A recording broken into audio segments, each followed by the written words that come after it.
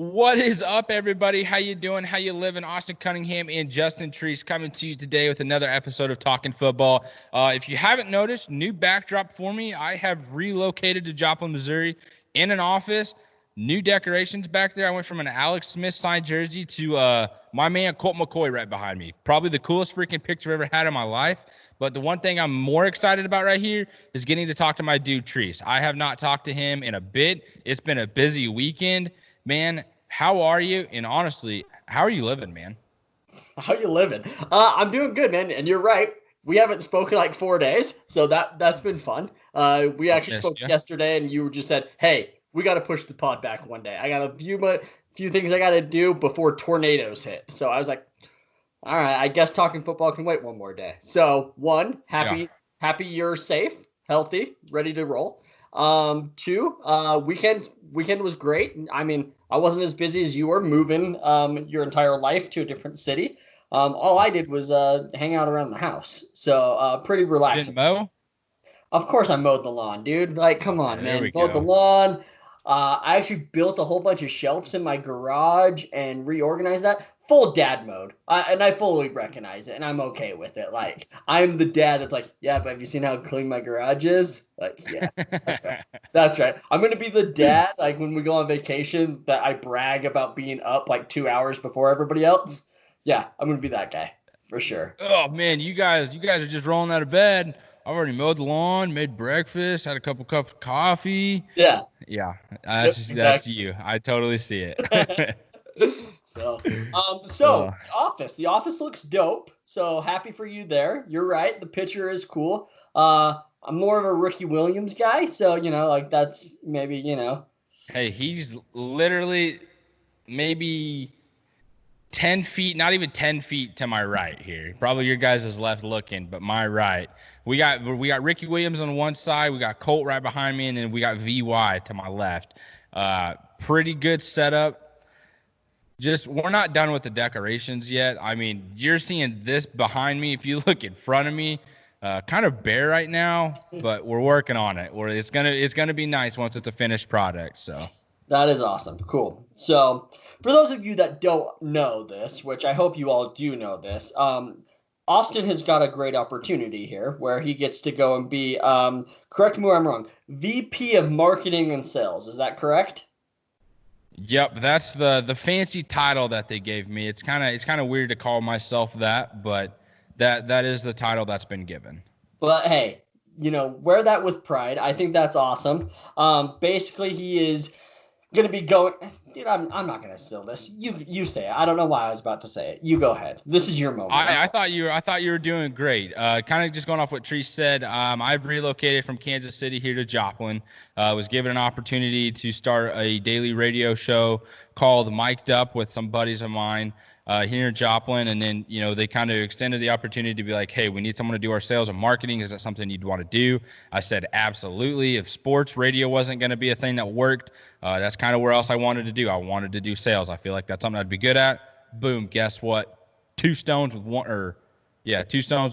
Is that how it goes? No, two birds with one stone. Look at me, fucking it up. I'm doing great, guys. Marketing 101 right there. Yeah. No, I mean, two birds with one stone, though, man. It's awesome. I'm excited. The move was definitely difficult. Kansas City is kind of where I thought I was gonna be. Was kind of gonna live my life and grow from there, and it just one of those things that just didn't work out that way. But hey, this is something I'm excited for. Ready to hit the ground rolling, and this is just something to build off of, especially with this. So having two things that I love that I get to do every day or every week, it's an exciting time for sure, man. That's awesome. We're all happy for you. That's for sure. So, all right. Well, it is Tuesday when we're recording. So also happy Cinco de Mayo. I hope you had some tacos today at some point, but you for sure did not by the look of you have on your face. I had kind of like some tacos and fajitas and then some margarita mix. My face is looking a little red. The margaritas are starting to hit. They're kind of starting to settle in. I've stopped moving around a little bit. I had some margaritas, played Nerf. I had a Nerf war with a couple of Matt's kids. And here we are, baby, talking football. A little tipsy. Happy Cinco de Mayo, like Tree said.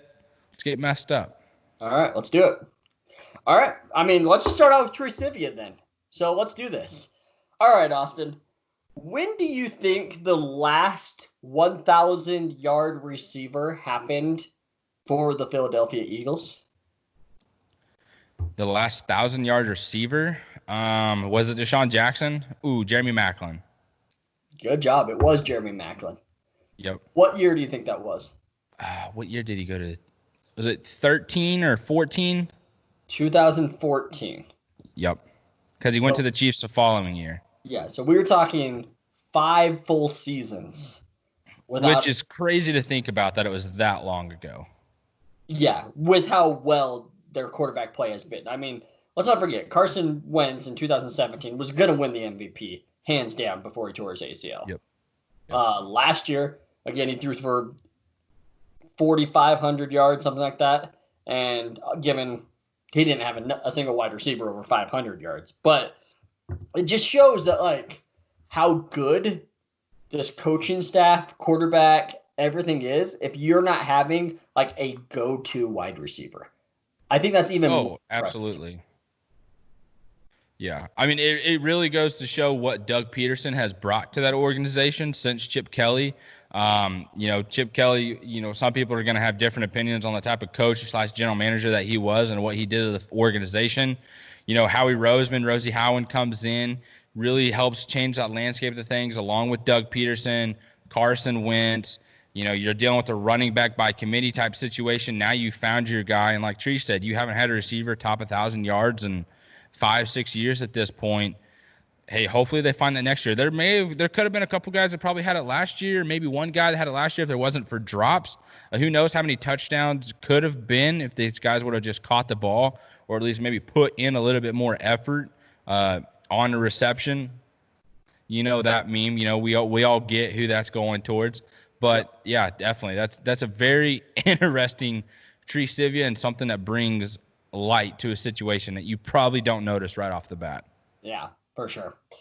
All right. We're going to just get into Around the Laces. Let's just get to it. The first thing, the most exciting news that happened this week, and that was yesterday, news broke that the schedule will officially come out Thursday. We talked about it last episode that the rumor was it was going to be on the 7th or 8th, and turns out that's exactly what it is. Thursday the 7th, 8 p.m. Eastern time, 7 p.m. your time, 6 p.m. my time. And I'm super excited. No international games. So that's huge. Sorry, Shad Khan in Jacksonville. You guys are going to have to have, getting ready to go. You guys aren't going to have 6 home games. You guys are going to have to deal with 8 home games. I'm sorry about that. I was going to say, man, that really affects you guys. Like, I heard that, and I was like, I guess Jaguars are screwed. Like, man, we really thought we were going international. Not this year. Fully understandable, though. The thing that gets me with the NFL doing the whole TV show of, like, the schedule release, they're going to make that, like, a 3-hour show. Like, that's just going to drag on forever if that's really how they do it. I mean, people are going to watch because they're interested, but dang, dude. Yeah, well, I'm interested to see if it's any different than what they've done, because they've had that the last couple of years where it's just like a half hour and like they just like do division by division and just release those games. So it'll be interesting to see if they swap it up a little bit to make it longer and stuff. I hope not. Like, dude, I just want, like, I'm not going to get onto that. Like, all I want is to 6 o'clock go to NFL.com, click on my team, check that schedule out. Like, that's all I care. Like, don't need to do that. It's check out the Jaguars schedule, check out Monday night, Sunday night games, and then I'll start looking at other teams. So why do you check out Sunday, Monday night games? Figure out what games you're going to go do stuff on the weekend, or? Yeah, I mean, just primetime games, right? Like, I want to know like what games I'm going to be excited for and which games I'm like, not that excited for. Also fun to see like what teams they decide to like have on national television multiple times, like Cleveland last year, right? Like Cleveland had 3 or 4 national televised games last year and ended up being a bust for them. So you wonder, like, this upcoming year, who is it going to be? Like, I could see it being the Cardinals, for example. I could see the Cardinals being a hot, like, Sunday, Monday night team this year. Do the Cardinals and Bengals play this year? Do you know? I mean, no, because they played last year. Did they? I think they played last year, and I could see both of those teams though being like the Bengals in a primetime game. I know they've had it the last couple seasons, or at least they did, with the Chiefs a couple times. But that would be another interesting team to see on primetime, especially with Mr. Joe Exotic, Joe Burrow, now the face of that franchise. And let's actually go ahead and get into that. Andy Dalton, who used to be the guy in Cincinnati, now goes to Dallas. Treese, what are your thoughts on the Cowboys doing this? Do you think this is their way of telling Dak, like, hey, we really don't care, we can get someone else in here, like, we're done playing games? Or do you think it's like, if this carries on, we need to still be productive? I think it's more the latter, right? I just feel like Dak's their guy. I think they're trying to get a long-term deal done. Dalton, it's good for him to go home. He's obviously from TCU and stuff, so like, good for him to go home. Good deal for him. If something happens, like, he's set up for success with that offense, something that he hasn't had very much in his career. So I think it's just good, and it buys him 1 year, right? Because like next year, I think he hopes to. Okay, next year there's going to be opportunities for a vet to go in and basically be the Phillip Rivers. I want to be next year's Phillip Rivers, going into a place and being the vet that's picked up. If you had to, go travel for 1 year to go stay somewhere, it might as well be back home. Yeah, that's a very good point. Do you think it has anything to do with like Mike McCarthy just thinking Dak is not going to be the guy he wants for the future, and maybe wants to try it out with Andy Dalton, or is it mainly just straight contract negotiations, just safety? I think it was more of like our depth at this position is awful. Like, it's really bad. I don't trust any backup here. If Dak goes down, we're fucked as a team. Like, I really think that's more of what it is. But what are your thoughts? I mean, I'm kind of right there with you. I've been trying to kind of sit on it for a little bit. At first, I was like, man, this is really disrespectful to Dak. Like, I don't know why they would do this. But then kind of what you just said really started to creep into mind, is like, okay, they don't have anyone as a backup quarterback. Kellen Moore isn't there. He's now the offensive coordinator, of course. So it's really just kind of comes to one of those things where who was going to be the one to replace Dak? Let's say Dak just decides to hold out all offseason on the franchise tag and not be penalized, because that's how that situation works with him, and he can take it all the way into the season. Like, you have a new stud young wide receiver in CeeDee Lamb from Oklahoma. That timing, who is he going to be timed up with? He's not getting any other extra time with Dak Prescott in the offseason and training camp and stuff like that. I know this offseason's different anyways with the coronavirus and stuff, but that's really where my mindset kind of started to go. So with Andy Dalton, if Dak does do that, you have a professional that is in a position, if you're in his career, where he goes, I was the guy, it didn't work out, this is a fresh start for me to kind of go home, going off what you said there again. But really, I think it was a smart move by the Cowboys, because even if you do sign Dak to a long-term extension and he is hurt, you have that safety valve there in Andy Dalton. And shoot, who knows what he does with that type of offense and that offensive line. He would be awesome in that offense. He really would. Yep. So, speaking of coronavirus, though, since you brought it up, reports came out today that from Adam Schefter that salary cap may drop dramatically next year, and we're talking $30 to $80 million dramatically. And so, did you not see this? No, I did not. I didn't even see it on our rundown when I looked it over a little bit ago. Holy shit! Yeah, like, there's legit a chance it drops from like 200 million, which it is now, technically 199.8 or something like that. But like, and they think it's going to be more closer to the 30, but Adam Schefter did say it could go as large as $80 million. And so then I was like, what would that do? Like, there's no way teams could be under the salary cap. Like, that's literally impossible. Like, when you go into free agency, there's usually like two teams that have more than $80 million. Yeah, I mean, surely they would just have to get rid of the penalties for a year. Like, be like, have to. Hey, this is just special circumstances. Try to get as low as you can.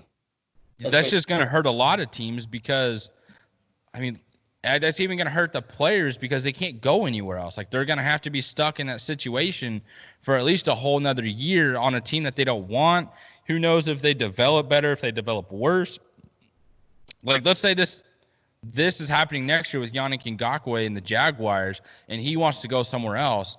but literally no one can afford him, and the Jaguars are just stuck. That dude is going to be so pissed off that he is literally forced to stay in Jacksonville due to the coronavirus. Yeah, so actually, I was thinking it in actually a little bit different terms of maybe players would want to get franchise tagged because you're going to get paid a lot more for 1 year. You don't have to sign a contract. It's just like, okay, I'm stuck 1 more year. I might as well get paid as a top 3 in my position. So franchise tag might be like an option that players might want to get next year if this actually happens. Ooh, that is a good point. Shit. Yannick Ngakoue, like, all right, I guess I'll stay around another year. I'll get off Twitter. Yeah, exactly. And sorry, we're not talking about the Jags today, but I actually we are now, by the way. Yeah. So I actually am now like really leaning that he's going to be a Jaguar next year. Like they're not going to trade him during this offseason, and like they're going to just be like, you're with us. So what are you going to do? Type thing. I think that they actually have full confidence that he's not going to pull a Jalen Ramsey of like sign it and then act like he's hurt and then just not play. Because I don't think that actually helps Yannick Ngakoue like it did Jalen Ramsey. Like Ramsey was already known as one of the top 3 cornerbacks, right? Yannick clearly is not, or somebody would have been trying to trade for him already. So he actually, I think, has to earn it. And honestly, it gets me excited because he would try really hard. And with the reports that the Jags are moving to a 3-4 and just having guys like Chason, Josh Allen, and Yannick Ngakoue plus Schobert and Miles Jack, those 5 on the field at the same time, just makes me very excited for that defense. That's going to be a very, very athletic, fast defense. That's going to be freaky. Let's say like that does happen and Yannick stays and he ends up liking it. Like he ends up enjoying it, that there's this much pressure coming off the edge where offenses have to pay attention to it. And he just gets to eat. Like he just eats and eats and eats. Do you think he's like, all right, I can get over this and apologize? Or do you think he's already burnt the bridge with the fans of Jacksonville and the front office? For sure not the fans. I mean, there's a lot of fans that are like annoyed at him on Twitter, but like if he signed, I think they'd be like, yep, we're good. I actually kind of think the front office is still like, hey, like, I mean, Dave Caldwell's even said it, like we'd welcome him back. It's the Khan family basically, because he got in it with Tony Khan. Like that's the hard one, right? Like that's the one that you'd have to get over. But also I could see Sean Khan being like, hey, it's good for business. Like tell his son to get over it. So In the end, I don't think that I think at this time next year, he's not a Jaguar. But I will say I think that he is a Jaguar throughout the 2020-21 season. Dang, that's crazy to think about. It is. That's pretty interesting. Talking about someone potentially switching teams or that did switch teams, Frank Gore signed with the New York Jets. Heading into his 16th NFL season, his son is 18. That's crazy to think about that you've played in the NFL for 16 freaking years as a running back. You are now with the Jets, a team that already has a running back who's kind of in a rebuild mode with Le'Veon Bell, Sam Darnold, the offensive line that they're trying to hopefully put together in some way, shape, or form. Is this a good move by Gore, or is it just like, hey, if I get 1 more year to be paid to play in the NFL, fuck, I'm going to take it? I think that's more of what it is because – and given Gore's going to beat out like P. Ryan, like the guy they drafted, the Florida running back they drafted in the 4th round this year, but like he'll beat him out because that's just like what Frank Gore does. He just beats out everybody. But I mean, he's not going to beat out Le'Veon Bell. But before they signed, it was I believe yesterday, they did say that they wanted to lower the workload on Le'Veon Bell, and Gase said that, and I was just like, why though? Why? That's why Bale is getting paid as much as he is so he can be the guy. And I know that Gase wasn't his guy, and Gase wasn't around when they signed him and all that. But at the same time, I'm just like, doesn't make sense. And like, Gore's going to be the dude playing at age 39, averaging like 3.3 yards per carry. Like he's going to be that guy. Which again is absolutely absurd to think about. And going off what you just said with Le'Veon Bell, that's what he should be. Like he should be like the bell horse, or oh my God, the bell cow. Like, give him the ball, let him eat, make it work, catch the ball out of the backfield, make some guys miss and go. I don't get the needing, the rest periods or taking a load off. Like, you don't have much to give the load to anyways in New York. If Le'Veon Bell is there and you're paying him that much, give him the damn ball. Exactly. For sure. All right, moving on. So last week we talked about a whole bunch of fifth-year options that got picked up and didn't get picked up. More came out this weekend. So basically, picks 2, 3, 4, and 5 did not get picked up, and that's Solomon Thomas and Trubisky, Fournette, Corey Davis. Those guys did not. Hassan Reddick did not either. For the Cardinals, he was picked 13. Malik Hooker also did not, which was very surprising. He is going to be a hot commodity in free agency next year. He's got to love that. He knows that he's going to get paid. Evan Ingram, the tight end, did get picked up though. And I actually thought that was a little surprising. Not because Ingram's not a talented player. He's a very, very talented player. I kind of just, like, maybe it was just because he was hurt last year too, but I just felt like the offense and everything was kind of going in a different direction last year with the Giants. And I could be totally wrong, and maybe it's just when I watched, I just felt that way. But he kind of felt like a guy that was not going to get his fifth year picked up.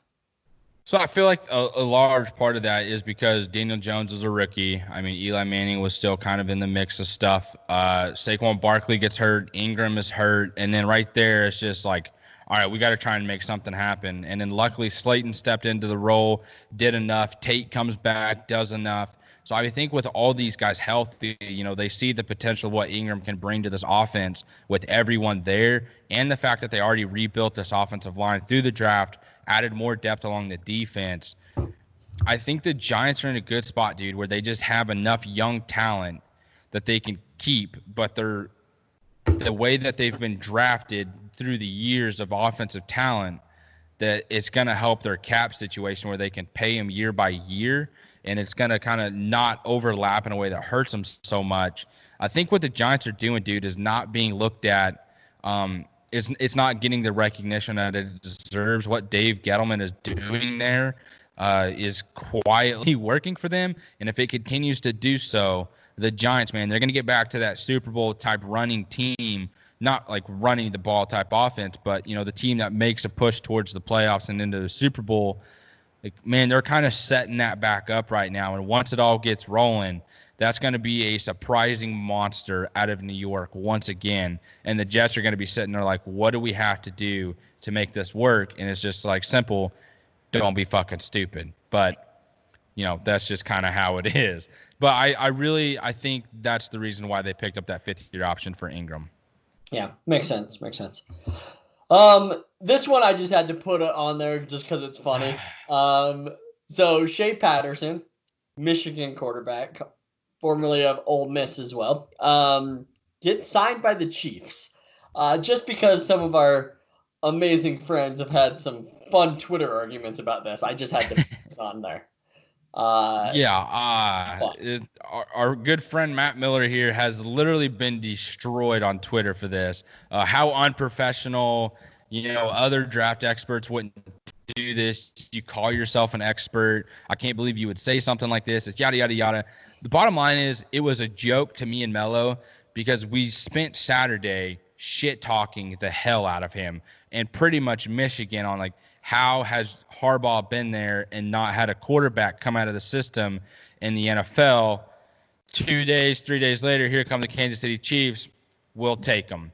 So the Chiefs had released Shermer. I really think this is just another camp arm. In all honesty, this might sound bad. Tyrann Mathieu came out a couple weeks ago and said, hey, one thing that we got to get better on is getting turnovers. I had several dropped interceptions. So did other guys on the team. Andy Reid is looking around like, how can we help him with that? How can we give him live reps and, for him to get interceptions and practice catching the ball down the field with not only Mathieu, but the rest of our secondary?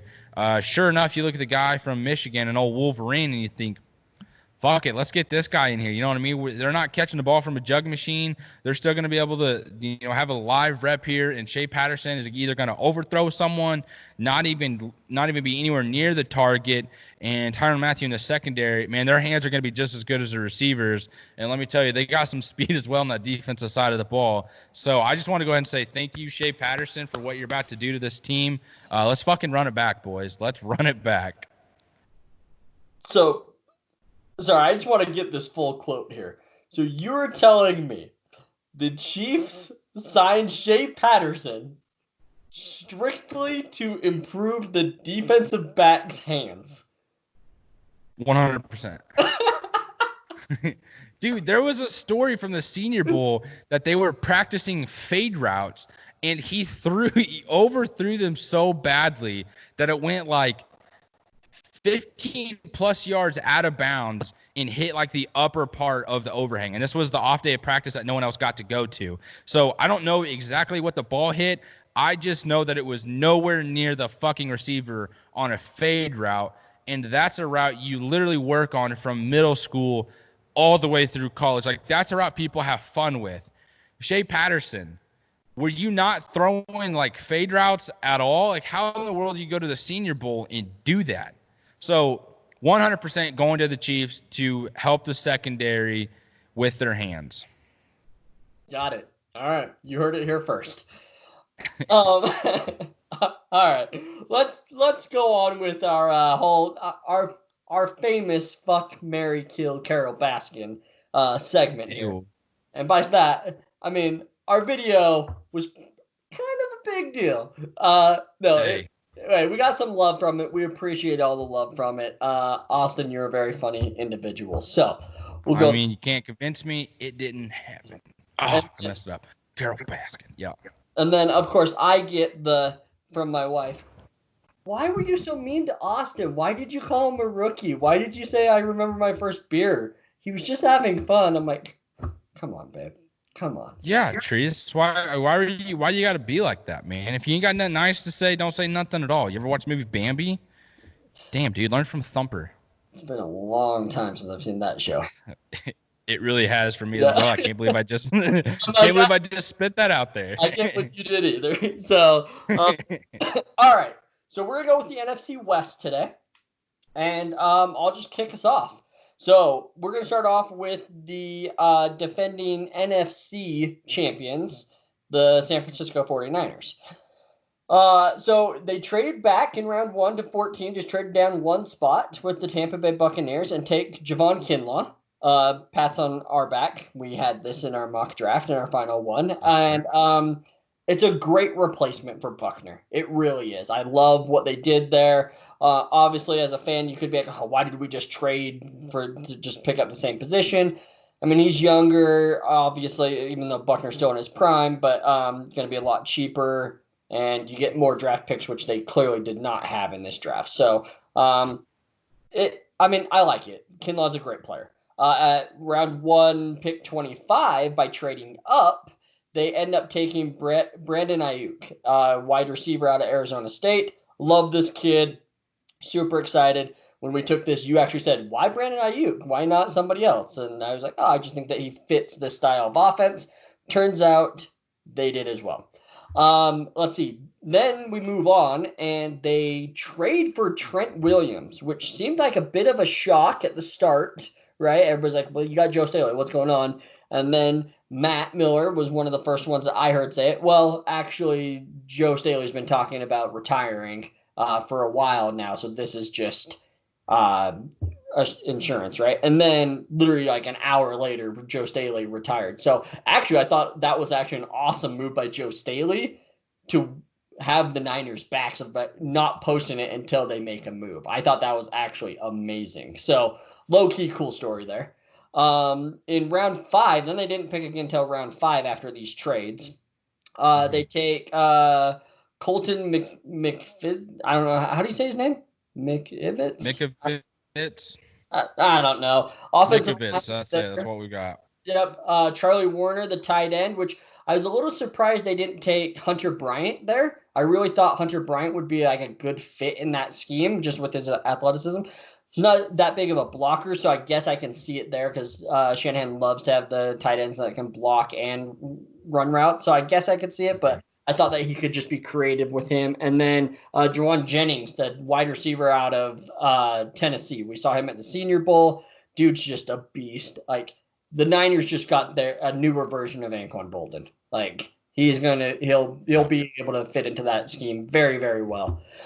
So overall, it's great, right? You get a stud left tackle, you get your wide receiver, you replace the one hole on defense that you had, get more depth at offensive line, tight end in case your tight end goes down in Kittle, and then another wide receiver weapon to end the draft. And again, Jennings, I thought was a steal in round 7. I really did. I thought he would be late round 5, early round 6. So him being there in round 7, I thought was fantastic for them. So overall, I really, really liked their draft.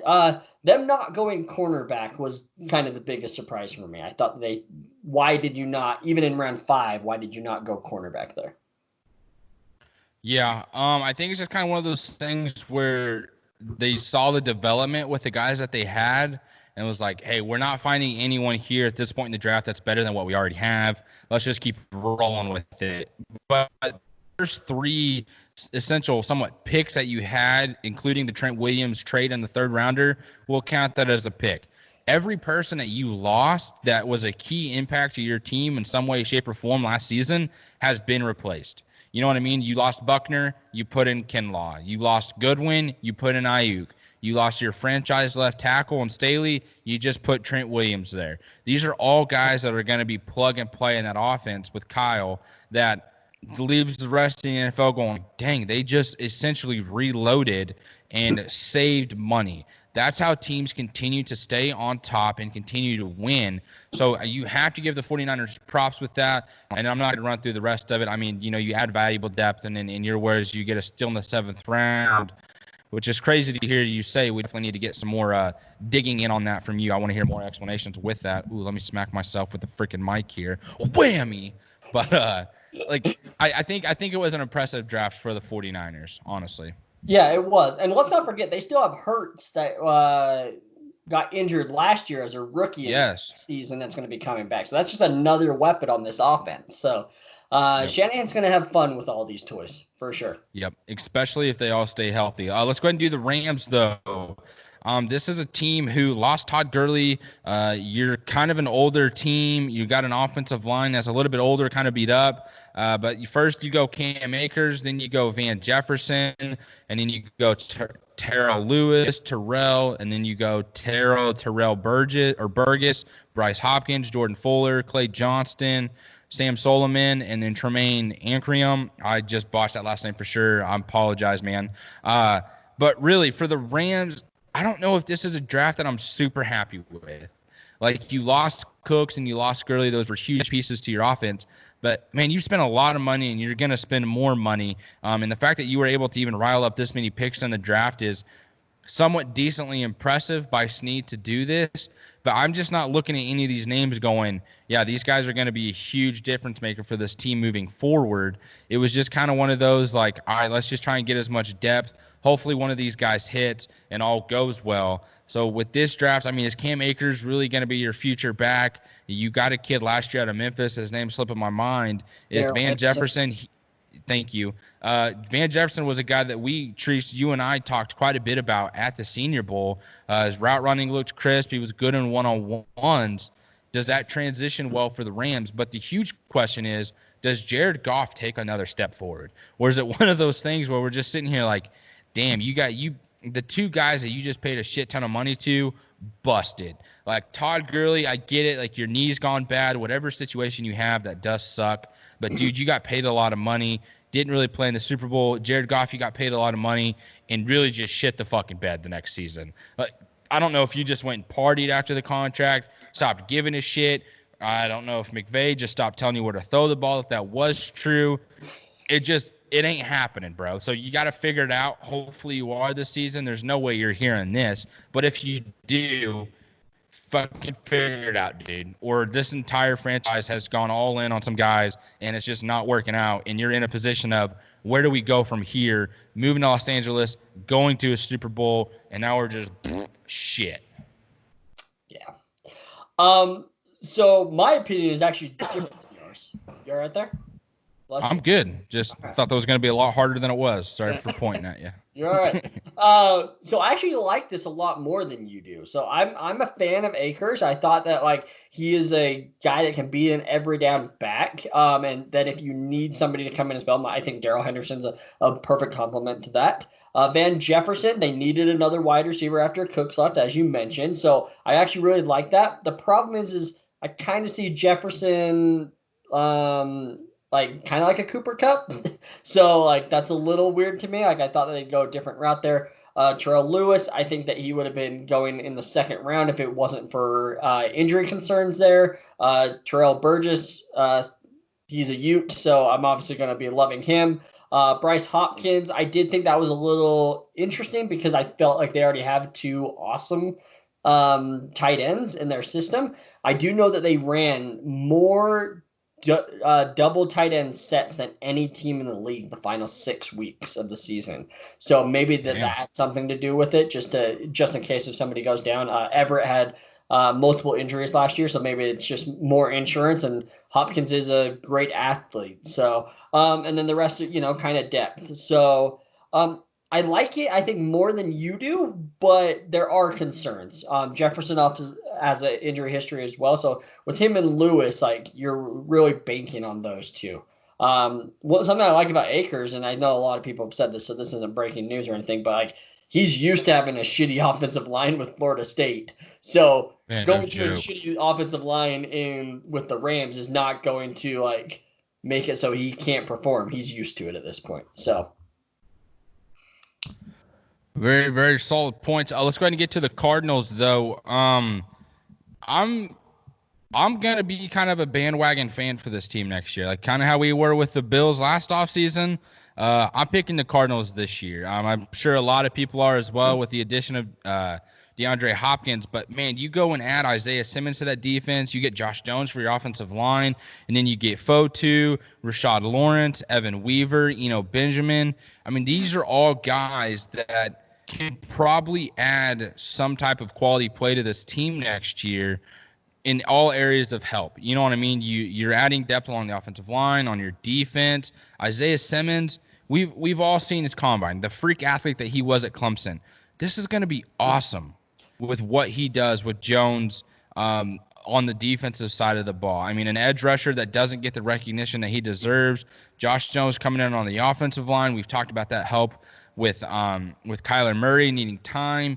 But, dude, now you have Christian Kirk, DeAndre Hopkins. You're still fine at running back. Like, I'm really excited to see what the Cardinals can do next year with another year of Cliff Kingsbury and Kyler Murray and the additions to their offense and now defense as well.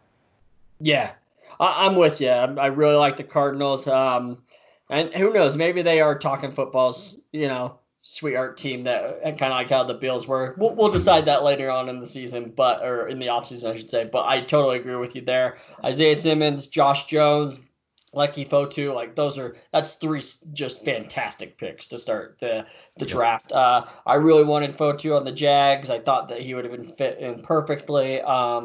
So I thought that was a steal in round 4. Like he's just this mean dude that's just going to clog up the middle. Like he's going. Yep. Chandler Jones is going to be buying him a whole bunch of gifts this year because he's going to leave it so much easier for him. So love what the Cardinals did here. I really, really do like it.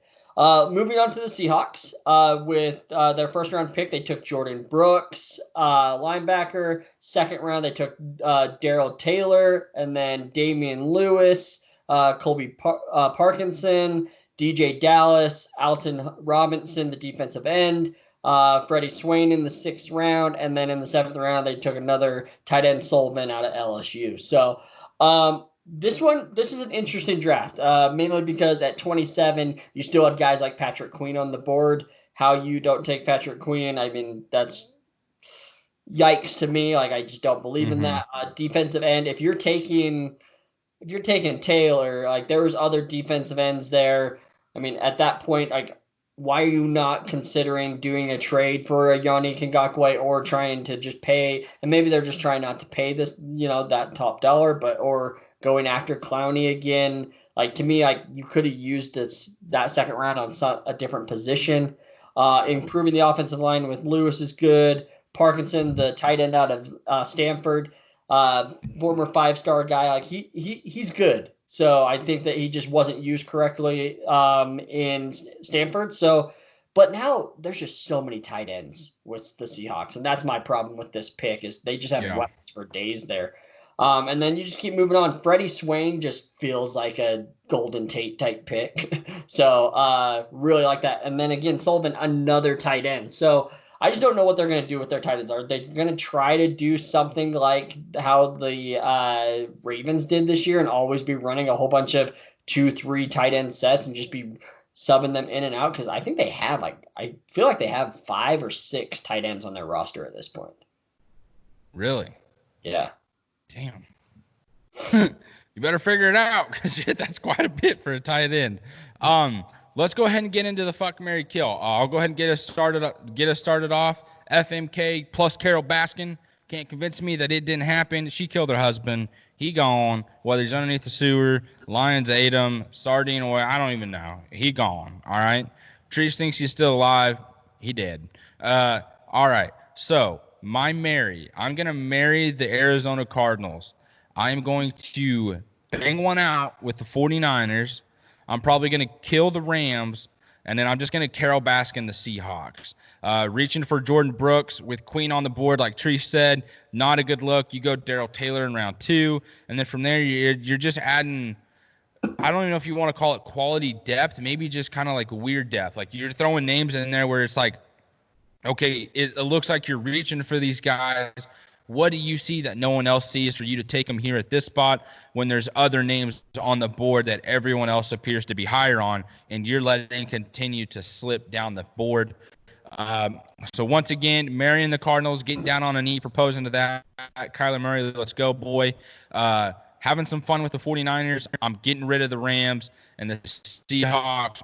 You're definitely dead. Luckily, you have Russell Wilson. You got a good foundation to continue to build off of. Just really not that happy with this draft. Yeah. So our Carol Baskin is the same. I'm going with the Seahawks. Let's just get that out of the way. The other 3 are all different. So my Mary is actually the 49ers. I knew it would be. Yeah. Like I love Brandon Ayuk. Trent Williams I thought was great. Kinlaw. I mean, and then Jennings obviously at the end. So like I gotta marry him. Like I love those first 3. I gotta marry him. I just got to. It's love at first sight. The team that I'm gonna like go to the bar, hang out with, take him home, give him a nice seafood dinner, and then never talk to him again. Like that type of person. Like that is the Rams for me. What? Yeah. Yeah. Wow. I think that their rookies make a bigger impact overall than what the Cardinals do. I think that Fotu makes a difference for the Cardinals, not stat-wise, but just football-wise. And then you have Isaiah Simmons that's going to make a big thing. But I don't know if any of the other rookies for the Cardinals truly make a difference. The Rams, I think that they got a starter on running back, wide receiver, defensive back, and edge. I think that they got 5 starters on this team. Wow. So for me, like you have to have the Rams as your one night stand here. Like because I don't know if they're long-term solutions. Like I really don't. Like Jefferson and Lewis, they scare me, right? Like they really do. But at least for this year, I think that they will make a difference. So for me, it's crazy because last episode we were the same on everything, and this one 3 of the 4 were different on. Hey, it's just the way just the way it goes sometimes. You for sure wanted to say that's the way the cookie crumbles right there. Shut your mouth. You 100% did. I could tell. So as long as you're on the same page there. Yeah. So let's rank them 1 through 4 on teams, on talent here. So you want me to go first here? Yeah, go ahead. So one, I am going to take. This is actually really tough. I actually think the 49ers are a more talented team, but for some reason, I still think Seattle wins this division this year. Um, but I'm going to go off of talent. So I'm going to go Niners 1, Seahawks 2. This one hurts. Do it. I'm going to go with. I'm going with the Rams 3, Cardinals 4. Get out of here. Oh my God. You're kidding me. No, all right. I'm going Niners, Seahawks, Cardinals, Rams. I mean, the Cardinals, they got too much going. You add DeAndre Hopkins to that offense with Larry Fitzgerald and Christian Kirk. I would say Fitzgerald earlier in my explanation. You still got a veteran there. I mean, Jesus Christ, let's roll with it, Cardinals. I mean, you're going to get it rolling. The 49ers, Jimmy Garoppolo's got to be pissed off. He's tired of hearing everyone shit talk. Trent Williams, he's been just dogged on. Constant just shit from Washington. Let's go across the world. Let's go to Stanford. The Bay. Let's have some fun and see what it's like to be in a Super Bowl here. Brandon Ayuk comes in. Javon Kinlaw. Hey, we just heard Matt Miller explode on the freaking live internet feed about you. We're pissed off at that anyways. I think the 49ers do hate Matt, even though he loves them. I think they all have a big year. So I think the 49ers, there is a possibility to repeat next year for a Super Bowl. The 49ers, man, they reloaded. I like what the Seahawks did. As long as you got Russell Wilson there, you got DK Metcalf at receiver. Oh my God, the wide receiver, Kansas State, heck, son of a gun, always Lockett. You have Lockett on that team as well. You get the running backs going. Marshawn Lynch might be coming back. I don't know if you heard that. There's rumors there. I think the Seahawks are a Lockett too. And then when it comes down to the Cardinals and Rams, I think I just have more trust right now in Kyler Murray than I do Jared Goff. And I have more excitement about that team than I do the Rams. I mean, you look at that logo and you look at the Cardinals logo.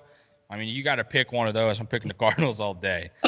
For sure. So actually, I actually thought the same thing as what you just said, but actually my difference was McVay. I think that he's the difference. I think that he's going to be like, no, that's not okay. What just happened last year? Let's address this. And I think that he gets back to his 2018 form. So yeah, but I think the thing that hurts him as well, and which was a positive to him for a couple years ago, is that he's taking creative plays from other teams.